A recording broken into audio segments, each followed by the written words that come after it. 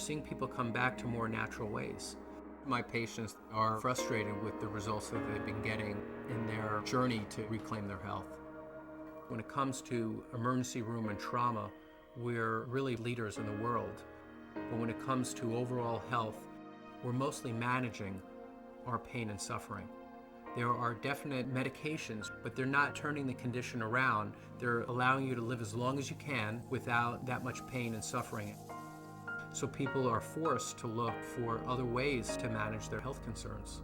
They're asking the question, is it possible for me to turn the clock back and go to the point in my life where I wasn't sick? Could be 5 years ago or 10 years ago, at that point where their bodies hadn't broken down yet. Well, the science world, not the medical world, is really pointing towards looking very deep in the body at the cellular level. And when you look at that level, you start to see that if the person is ever going to change their health, they have to address helping the smallest unit of their body get healthy again. Normal cells perform many functions essential to maintaining good health. They must be able to take in nutrition and eliminate waste or toxins. Normal cells must defend themselves from intruders like unfriendly bacteria, fungi, viruses, and free radicals, and repair the damage done by them. In addition, cells must work together as a team, communicating with other cells to achieve optimal organ and immune system function. Research has already proven our cells need certain essential nutrients, 26 different vitamins, 72 or more trace minerals, numerous fatty acids, and amino acids. Since our bodies don't produce these, we must get them from our diet.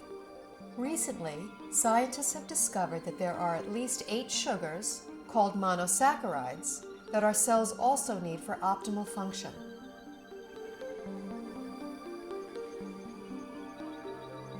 Inside cells, these sugars combine with protein strands and form complex structures called glycoforms. The exterior of a healthy cell is covered with a dense forest of these glycoforms. Glycoforms can exchange infinite combinations of information depending on their shape and charge. Glycoforms are present on the surface of all cells and actually prevent viruses, bacteria, and other enemy cells from entering a healthy cell by blocking the entrance to the cell's surface. Glycoforms can hold on to an enemy cell until an immune system cell can arrive to destroy it. Healthy immune system cells can also accurately identify normal cells and not interfere with their function. Cells covered with glycoforms enable clear and accurate cell-to-cell and system-to-system communication, creating an information superhighway within the body. Glycoforms play a vital role in every human physiological process: immune system response, tissue regeneration, cell replication, growth, and structural stability. They are even responsible for the attraction of sperm cells to an egg cell surface to foster fertilization. When a cell does not receive the nutrition it needs, it cannot produce energy, and it really loses its function. Healthy cells don't function optimally without glyconutrients. That's all there is to it. We now know how important these 8 sugars are to human health. The problem is, only 2, glucose and galactose, are readily available in our modern diets. A fraction of these other 6 sugars can be gotten through diet, but modern agricultural methods, food processing, widespread use of toxic pesticides and chemical fertilizers have all but eliminated them from our food supply. It's only really been since a little before World War II that what we now call conventional methods, that's fertilizer and pesticides, even came into being. What was conventional farming for thousands of years, we're calling alternative farming and organic farming, and what we're calling conventional is actually a new experiment. The connection of healthy soil to healthy plants and to healthy people cannot be underestimated. Most farmers don't use organic fertilizer because of the economics. The government farm programs reward the use of conventional fertilizers. And then also many farmers grow for big agribusiness companies. When you're dealing in mega farms, the ideal crop is to pick the entire crop one day, get the pickers out of the field, get the money out, plow it down and put another crop in. That's like the perfect scenario. Crops are selected for uniform maturity and the ability to harvest quicker than they should. And that makes a huge difference in the protein content and the nutrient content. Optimally, you want the fruits and vegetables to stay on the vine or on the tree or on the plant for as long as possible, because in those last few days before ripening is when the essential sugars are brought to the fruit or vegetable. Everything that is not picked at its peak, everything that is shipped any length of time begins to lose its nutritional value. The nutrients actually start to oxidize.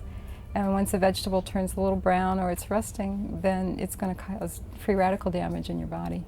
In addition, if something comes from a very long distance, it can have bacteria on it that your body is unfamiliar with.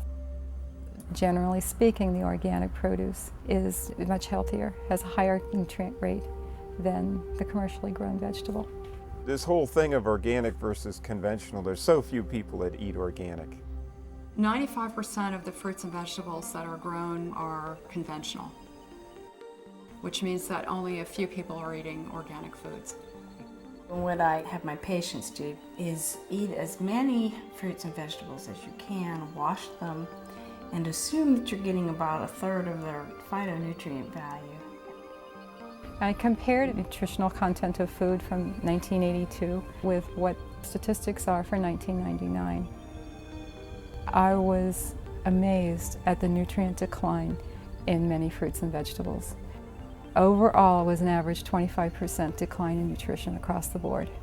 That is staggering. It's shocking. If we are losing 25% of our nutritional content in 20 years, what are we going to have in 20 years from now and 20 years down the road? Pretty soon we're going to be eating water and a little fiber, and that's going to be it. The body, to an extent, can make glyconutrients. That's the job of the liver. However, that is an emergency mechanism. When we're making our own glyconutrients, it's basically a state of starvation. If you don't have enough of the right type of sugars, you have faulty processing. With the faulty processing, things can go wrong. Without vital sugars and a variety of other micronutrients, cells cannot create glycoforms. The result is a breakdown in cellular communication and immune system response. Depleted cells are unable to defend themselves effectively, so cell structures can be damaged and are not effective in healing and regenerating. In this weakened state, cells cannot communicate effectively, compromising the body's ability to identify problems. They are also unable to destroy pathogens such as viruses, bacteria, and fungi, and cannot identify mutated cells so the immune system can eliminate them. For example, when a person suffers from an autoimmune disorder, their compromised immune system may respond inappropriately and treat altered normal cells as intruders and destroy them. It may allow mutated cells to proliferate, or the immune system may not respond at all, leaving the body extremely vulnerable to many types of infectious agents. Because they're not getting everything they need from their diet, people are doing one of two things. The first thing they do is nothing, and many people are ending up with chronic diseases, or they're getting sick more often. Their health is somehow degraded as a result. And other people are using supplements, including supplements of sugars. We need to eat the right foods to make the right structures to have optimal health. There's a break in the link here because we can't get that food anymore in today's modern diet. Therefore, there's a need to supplement with a type of nutrient called a glyconutrient. When I first learned about these glyconutrients, the concepts made sense to me, but I was very skeptical about using them. It seemed like there were a lot of people making claims that it could help with all different sorts of health conditions. And anytime I see that, I throw my hands up and I say, this can't be true. The big shift for me was seeing how many different countries were researching this. The University of Oxford have their own glycobiology institute where they were studying this as early as the late 1980s.